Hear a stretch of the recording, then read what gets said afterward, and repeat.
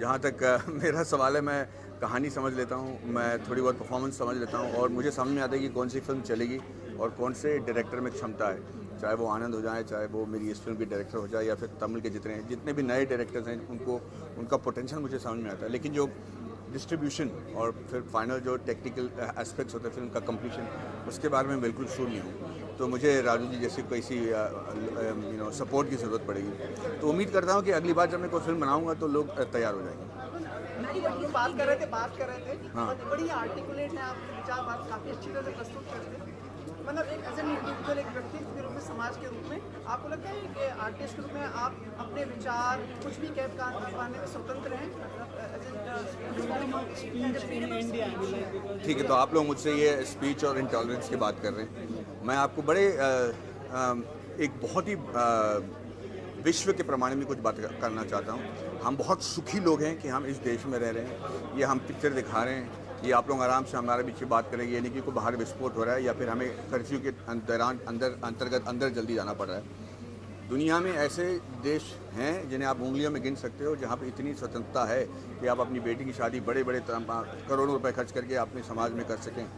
बाकी उन लोगों से पूछिए जहाँ पे आतंकवाद वाकई में फैला हुआ है, जहाँ पे स्वतंत्रता में वाकई में रोक है, जहाँ चाहे वो सऊदी अरेबिया हो, चाहे वो नाम नहीं लेना चाह रहा, लेकिन सारे देश, उनसे पूछिए कि भाई इस तरह की स्वतंत्रता के लिए वो क्या करने के लिए लायक हैं। वो लोग तो वहाँ से यहाँ आते हैं अपनी स्वतंत्रता मनाने के लिए। तो अगर दुनिया का अगर एक तिहाई जो पॉपुलेशन अगर हमारे इस ज्योग्राफी में रहते हैं, तो इतना भी होगा कि एक तिहाई हिस्सा के बुड़बक और बेवकूफ़ और बदतमीज़ और बेहुदे लोग यहाँ होंगे।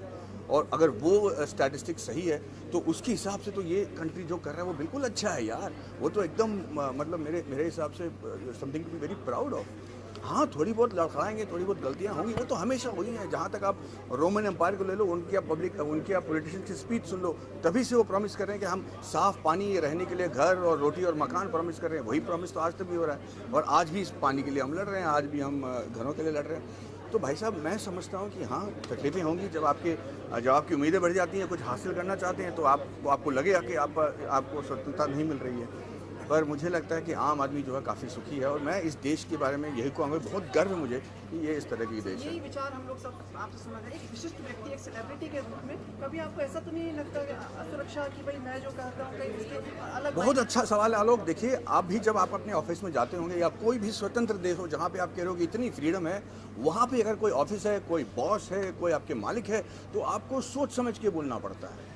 आप ऐसा नहीं कि आप इतने स्वतंत्र हो कि आप कुछ भी कह दो कि आपके मालिक जो हैं वो सब चीज़ ले लेते हैं। तो अगर कोई एराकी होती है, अगर कोई डिसिप्लिन होता है, अगर कोई ज्यूरिसडिक्शन होता है, अगर कोई स्ट्रक्चर होता है, तो उसमें आपको सोच समझ के ही बोलना होता है। चाहे आप फौज वाला बोलेगा मुझे स्वतंत्रता नहीं है, मैं कोई भी कपड़े पहन के घूमूंगा, तो फिर वो उसको आप कहोगे कि हाँ भाई, आपको फौज वाले को भी यूनिफॉर्म पहनने की क्या ज़रूरत है। या आप किसी को कहोगे कि आप मार्च पास्ट में आप अपनी तरह से जाके लड़ो, ये तो नहीं कर सकते ना। एक स्ट्रक्चर जो होता है उसके अंदर, उस दायरे के अंदर जो इतनी स्वतंत्रता मिलनी चाहिए, वो मुझे लगता है कि वो है।